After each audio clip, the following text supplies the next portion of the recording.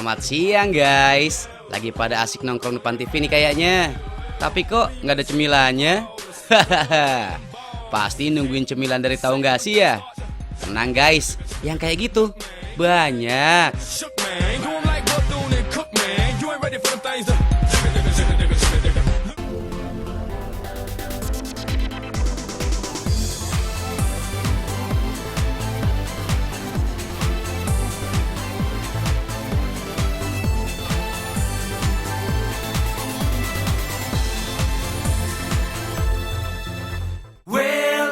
Kavi, yang itu gosong tuh ikannya. Iya. Maja, Ya. bikin sambelnya harus enak ya. Iya. Harus pedes. Ini kalau udah bakar ikan, enaknya minum kelapa muda. Betul banget. Ya kan? Ya udah, lu sana cari kelapa muda, Gi. Enak banget, gue nyari lu aja kali. Kenapa gua? Ya kan gue bakar ikan, sedangkan lu nggak ngapa-ngapain. Kan gua nontonin deh tadi. Cuma nonton doang kan? Iya sih. Ya udah gua cari kelapa muda deh. Cepat. Kelapa, galak. Dia mah galak banget. Ini kelapa muda di mana ya? Udah keliling nyari kelapa nggak nemu. Cuma istirahat dulu, capek.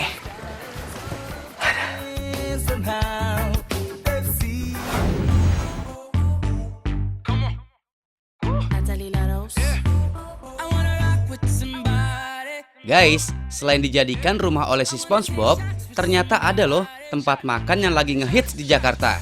Yang all about pineapple gitu deh guys. Semuanya nanas. Gak cuma buat makanannya loh guys, tapi piring dan gelasnya pun terbuat dari nanas. Hahaha. Recommended banget buat kalian yang suka sesuatu yang unik-unik. Guys, menu yang disajikan di sini beragam banget. Dari ayam sampai sapi. Nih, kita kasih yang paling recommended dari restoran ini ya. Ini namanya gyutandon. Ya, semacam masakan khas Jepang gitu deh guys. Daging sapi menyelimuti nasi. Gyutandon ini nggak pakai nasi putih biasa guys. Nasinya harus digoreng pakai mentega dan dikasih perasa ayam biar rasanya makin nendang. Nah, seperti yang udah kita omongin barusan, gyutandon menggunakan daging atau salah satu bagian dari sapi. Kali ini kita menggunakan lidah sapi guys. Bentuk aslinya sih agak aneh ya guys, tapi kalau udah diolah bisa jadi makanan yang lezat banget guys. Iya, lidah sapi punya tekstur empuk dan gak kalah sama daging loh. Makanya si lidah ini sering diolah dalam aneka masakan di Indonesia. Tapi harus dikasih bumbu yang enak juga dong. Yuk guys, goreng lidah sapinya sampai teksturnya sedikit lebih kering. Dan bisa dikasih cabai kalau kalian termasuk pecinta masakan pedas. Mau cabai merah atau cabai rawit, semuanya bisa dimasukin ke dalam wajan. Kasih sedikit daun bawang, tambahin sedikit lada ya guys, biar rasanya makin jos gandos. Hahaha. Nah, kalau udah mateng, nasi dan lidah sapi bisa ditata di atas nanas yang udah dibelah jadi dua bagian dan dikerok bagian tengahnya guys. Kayaknya nih nggak perlu dikasih garnish lagi deh. Dijamin ini aja udah cakep bingit.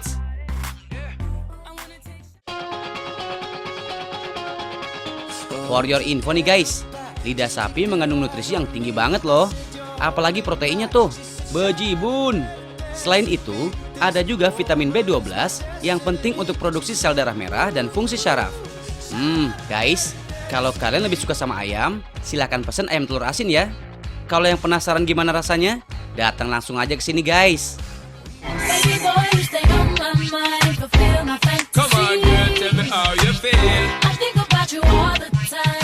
Nikmat juga ya guys, minum dari gelas nanas ini. Iya guys, ngomongin soal nanas nih ya. Kenapa sih nanas punya banyak sekali mata? Oh, kemana Pak? Mau kamar mandi? Oh, kamar mandi. Sebelum kamar mandi kita tanya dulu Pak ya. Boleh. Tahu gak sih kenapa nanas punya banyak mata? Nanas banyak matanya, mungkin karena apa ya? Karena dia biar bisa ngeliat kemana-mana kali ya.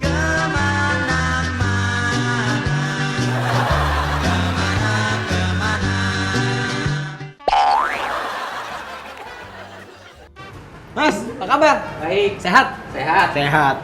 Kenapa banyak matanya nanas?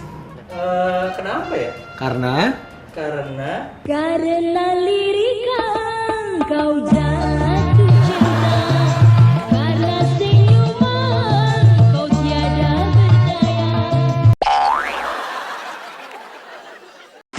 nanas punya banyak mata karena nanas itu termasuk ke dalam buah majemuk, dan yang terlihat seperti mata itu adalah sebenarnya satuan-satuan bunga yang menyusun bunga majemuk tadi. Tapi bunga itu tidak berkembang sehingga hanya terlihat seperti sisik-sisik, bukan seperti bunga pada umumnya.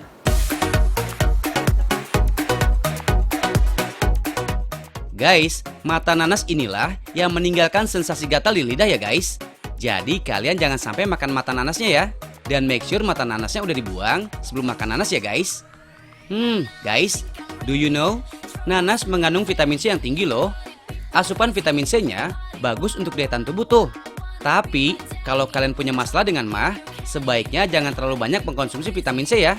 Soalnya, bisa memicu peningkatan asam lambung guys. Iya guys, buah nanas itu paling banyak dihasilkan di Hawaii loh.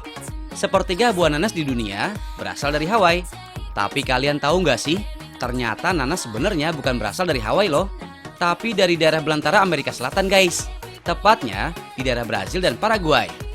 Nah, masyarakat Spanyol itulah yang memperkenalkan buah nanas pertama kali ke Hawaii.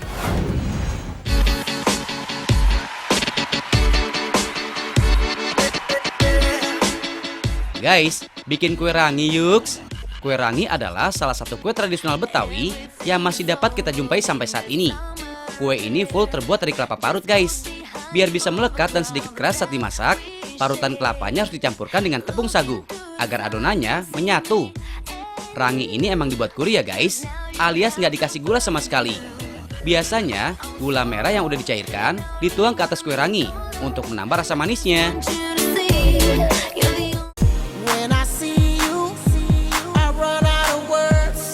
Nah guys, kalian udah tahu dong, sekarang kan lagi zamannya tuh yang serba warna-warni. Makanya, biar kelihatan lebih modern, kue rangi tampil dengan gaya terbarunya guys. Kan kalau kue rangi mau update status, jadi tetap kekinian dong. Halah, hahaha. Kue rangi bisa ditemukan dalam bentuk pelangi alias rainbow guys. Rainbow ini dihasilkan dari pewarna makanan yang dicampurkan ke adonan kue rangi originalnya. Mau rasa apa? Green tea, bubble gum, red velvet, semuanya ada. Ada 7 pilihan rasa yang bisa kalian pilih.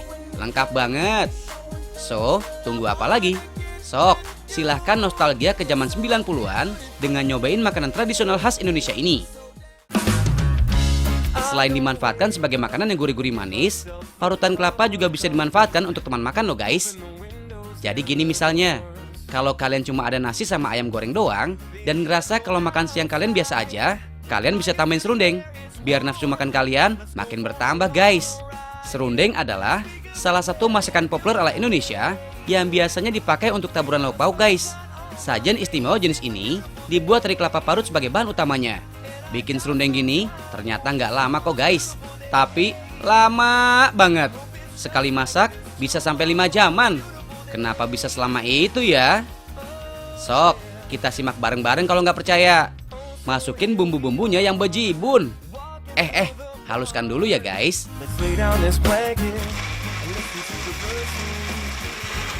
Setelah berubah warna, baru deh bisa dimasak bareng potongan daging sapi dan kelapa yang udah diparut.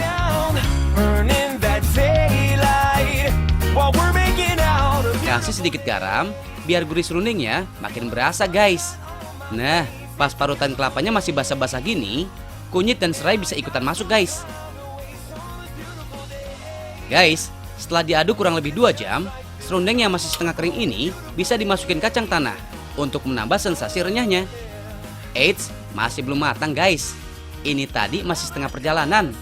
Tunggu sekitar 2 jam lagi biar serundengnya kering sempurna. Soalnya kalau masih basah sudah dikemas, serundengnya lebih cepat basi guys. Kalau udah jadi, rasanya nikmat guys. Gurih-gurih nyoy. Hahaha. Apalagi kalau makan bareng kamu. Iya, kamu.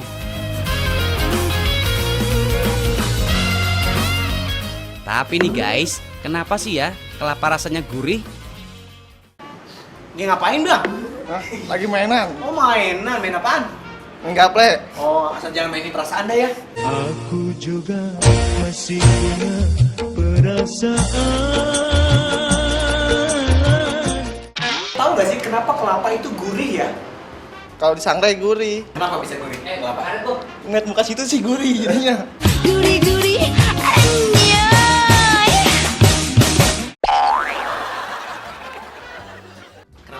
aja. Belum saya nanya kalau mau Mas. Tahu nggak sih kenapa kelapa itu gurih?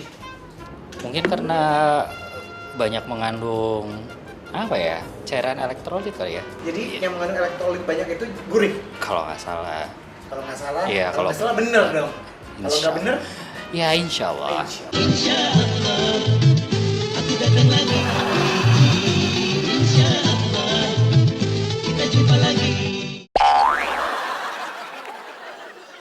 Kelapa gurih itu karena daging kelapa itu mengandung kira-kira 10 asam amino esensial. Nah, salah satunya adalah asam amino glutamat. Guys, selain punya rasa yang enak, kelapa parut juga punya segudang manfaat loh guys. Misalnya nih, buat penderita infeksi kronis, mereka bisa makan parutan kelapa karena parutan kelapa punya sifat antivirus, antibakteri, dan anti jamur. Seperti yang kalian tahu, Indonesia sebagai negara kepulauan yang rata-rata ditemui oleh pohon kelapa, emang sudah terbiasa untuk memanfaatkan pohon yang serbaguna ini. Kalau ngomongin tentang kelapa tuh, nggak bakal ada habisnya guys. Mulai dari ujung akar sampai buahnya sekalipun, segala sesuatu tentang kelapa bisa dimanfaatkan.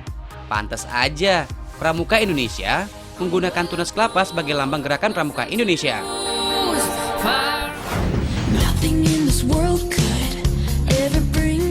Guys, cemil abon yuk. Banyak pilihannya tuh. Ada salmon yang super mahal, ikan bandeng, nila, sampai ayam dan sapi juga ada tuh guys. So guys, aman buat adik-adik balita. Dedek bayi juga mau. Bikin abon kayak gini susah-susah gampang loh guys. Yang lama ya karena prosesnya ini harus diaduk secara terus-menerus sampai teksturnya kering. Makanya bikin abon kayak gini biasanya dikerjakan selama 2 hari. Abon ini digoreng tanpa minyak, tanpa pengawet, dan tanpa MSG alias monosodium glutamat alias vetsin. Saat setengah matang, abon disimpan dulu untuk dilanjutkan proses pengeringan esok harinya. Abon salmon sebagai salah satu menu andalan dibuat dengan cara memilih salmon dengan kualitas paling ciamik guys. Setelah salmon dibersihkan, dikukus dan dihaluskan hingga seperti ini ya guys. Kalau kalian perhatikan nih, daging ikan salmon yang sudah matang warnanya tetap merah muda ya. Beda sama daging ikan lain yang berubah menjadi putih kalau dimasak. Betul nggak? Ternyata warna daging ikan salmon ini dipengaruhi oleh darahnya sendiri tuh guys. Daging ikan salmon itu mengandung myoglobin atau sebutan hemoglobin yang mengalir di otot ikan salmon. Setelah bawang putih dan bawang merah dihaluskan, salmon yang bentuknya udah halus ini digoreng tanpa minyak sama bawang merah dan bawang putih. Kasih sedikit kunyit untuk menambah rasa dan warna kuning, daun salam, sereh, dan sedikit air, dan terakhir dikasih garam. Aduk terus sampai kering. Tapi kita nggak bisa ngebiarin kalian nunggu 2 hari untuk bikin abon kering ini kok guys. Tuh, kita liatin hasil jadinya. Wah, keren banget ya si ikan salmon ini guys. Udah kering pun warnanya nggak jauh berbeda loh. Warna merahnya masih tertinggal. Satu kemasan abon dengan berat 50 gram ini dijual dengan harga sekitar 20 hingga 60 ribu rupiah guys. Tergantung rasanya ya. Tapi spesial abon salmonnya emang mahal guys. Secara ikan salmonnya masih segar aja harganya selangit banget kan. Tapi apa sih yang bikin ikan salmon ini mahal? Pernah makan salmon nggak? Pernah. Aku suka banget. Suka banget. Dari Tahu nggak sih kenapa salmon itu mahal? Karena nangkepnya atau meliharanya sulit. Salmon ini menjadi istimewa karena salmon itu hidup di perairan di laut dalam, kemudian dia memijah atau bertelur, kemudian kawin itu di perairan mendekati perairan tawar. Kemudian nanti dia dalam masa dewasa dia kembali lagi ke laut.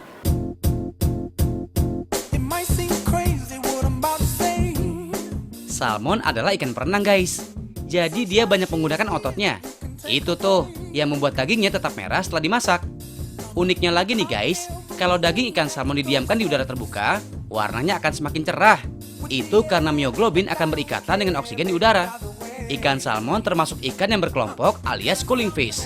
Ikan pelagis atau ikan permukaan yang hidup di perairan dingin guys. Jadi kalian gak akan nemuin ikan salmon di perairan Indonesia. Ya iyalah, Secara Indonesia itu kan negara tropis. Makanya harganya juga lumayan mahal nih guys. Impor gitu loh. Salmon banyak mengandung omega 3, protein, dan lemak guys. So, bagus tuh buat anak-anak yang masih masa pertumbuhan.